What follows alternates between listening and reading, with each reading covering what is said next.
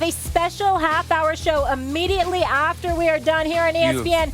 More special guests, more surprises. First Take on the ACC network today at noon Eastern.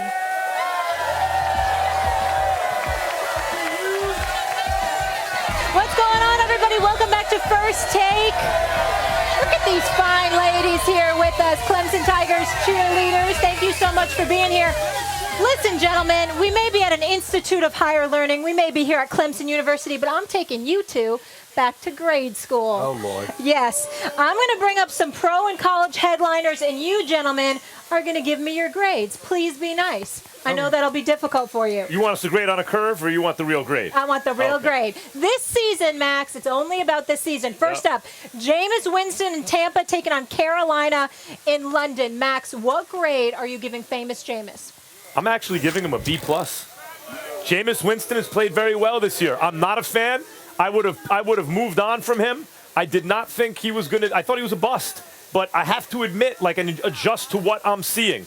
He is – and if you divided the quarterbacks into top half or lower half, he's been a top half quarterback. Then you say, could you even move him up higher than that? Could he nip at the top 10? This season so far, you could make the argument – that Winston has been a top 10 quarterback. That's good enough for a B+. I think it's good enough for an A-. Oh. And I'm going to tell you why. Because I think it's not just about his performance. You have to take into consideration the trials and tribulations that lied before him. The fact of the matter is we thought he was finished. We thought that he was a bust. We also thought he was a knucklehead, didn't know how to act, couldn't lead, couldn't do anything. I'm sorry. Yeah. Didn't act, couldn't lead, couldn't do anything. He's put his head down. He's listened to Bruce Arians. He's listened to Byron Leftwich. He's become a quality quarterback thus far in the early part of the season. I don't just look at your performance. I look at the obstacles that you overcome en route to performing well. Yeah. And considering that, I think that Jameis Winston deserves an A- for us. He's to be commended not just for his play, but how he's conducted himself as a leader of the Tampa Bay Buccaneers franchise. Okay, Professor Smith. Next one on the docket, Baker Mayfield. Baker and those Browns are looking to bounce back this weekend against the Seahawks. What grade do you give the Bake Show so far this season? Here's the deal. Thus far, I'm not going to give him an F. Okay. I'm going to give him a C-. Slightly below average. Listen. I don't think that's slightly below average. So isn't C average? If there was a D in this daggone booklet, he'd have had it. That's below average. The fact is we don't have a D. We don't have a D. All right, and I don't want to give him an F, but the lowest grade, other than that, available to me is a C-. Baker Mayfield has been a huge disappointment only because, number one, the expectations, the shine that has been placed on him. I can't turn on my damn TV without seeing it on a commercial. And then we get out on the field and we've seen nothing but inconsistency all season long. And somehow, some way, you haven't managed to find Odell Beckham Jr., but you find every commercial that you could. Okay, so I look at it from that perspective. The fact that they're below 500, the fact that he's made headlines for far too many things other than football, off the field quotes, comments, and things of that nature. I think thus far this season, he has been a disappointment. Okay. I'm giving him a C- too, and we don't have any Ds in here, but I'd give him a C- anyway because so much of this is coaching. Jameis Winston looked lost, right? It was over for him. I'd say move on from him. The off-the-field stuff makes this not worth it, right? What's he giving you? You bring in Bruce Arians and Byron Leftwich, all of a sudden, Stephen A is giving him an A-.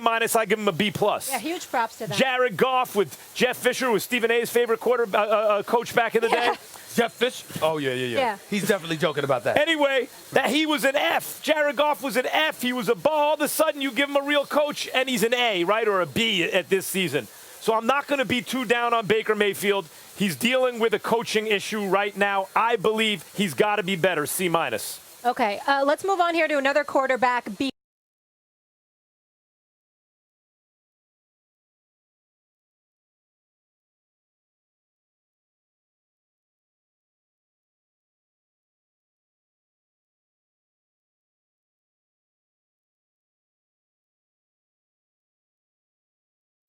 Last time out, but I don't think I think he's a better than average guy so far this year. Yeah. But I would say B- overall, or B overall for Carson Wentz.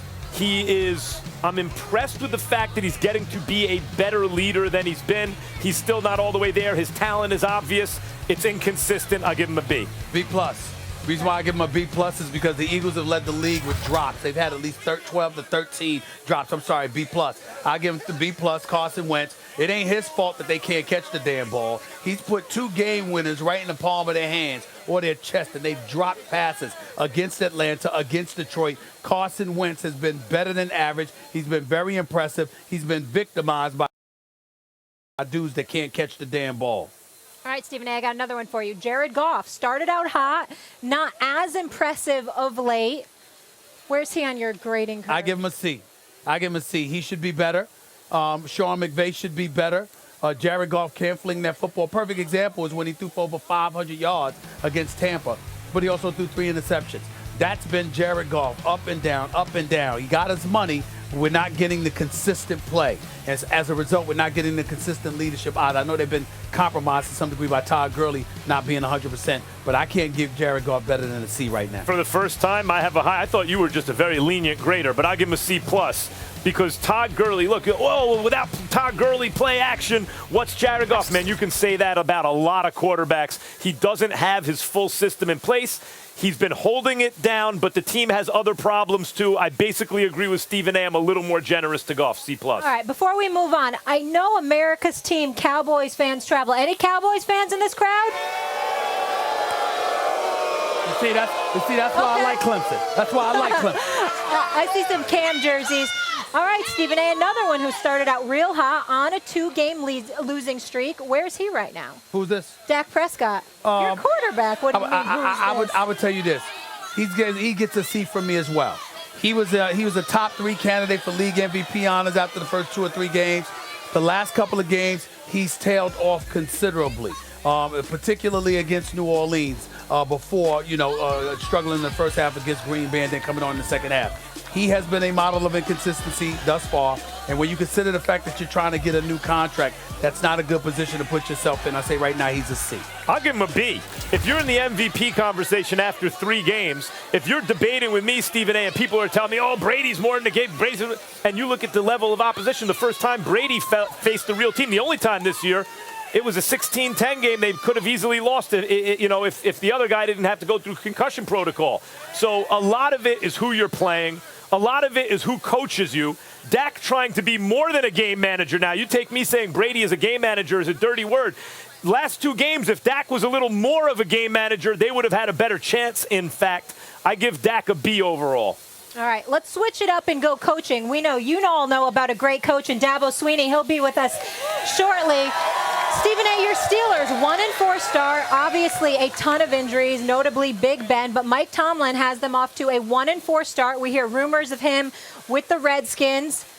What grade do you give his performance so far this season? I can't give him more than a C. I mean, I'm not going to. The reason I won't give him less is because Antonio Brown is gone, Le'Veon Bell is gone, Big Ben Roethlisberger gets hurt. Second game of the season, he's out. That's got a lot to do with it. Mason Rudolph got hurt. Mason Rudolph. He's got a 3rd-string quarterback working for him right now. I won't give him a D or an F grade because of those conditions. But I can't give him any higher than a C because you're still losing games, and there's no way around that. C. C from me as well, and it's not even about Le'Veon Bell, which is, by the way, the most important player on their offense last couple of years when he's on the field is Le'Veon Bell to me. He's gone. Antonio Brown's gone. Still, hey, Tomlinson, what you got? Right? By the way, my favorite coach in the NFL. But once you lose your quarterback on top of all that, I'm not going to kill you about it. He gets a C. He's not winning, but I'm not going to give him lower than that. Okay, fair enough. Hey, Clemson, what grade do you give Deshaun Watson? Yeah, that's what I thought. He's been having a heck of a season so far. When First Take returns here from Bowman Field in Clemson, we're going to talk about Deshaun Watson. Will he ever possess the power of Patrick Mahomes? Showtime. That answer coming up next day right here.